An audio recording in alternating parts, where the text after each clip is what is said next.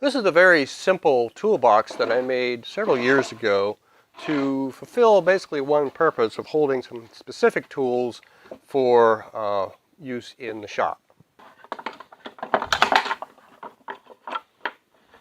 It holds all of this, including chisels in the side drawer and other things in the other drawer, but its purpose has changed so much since that time, and now it ends up holding a lot of other things.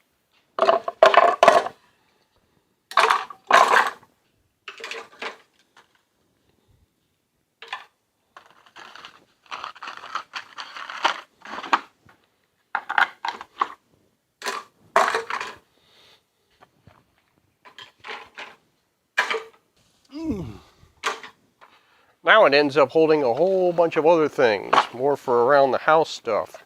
It has multiple uses. Great thing to make.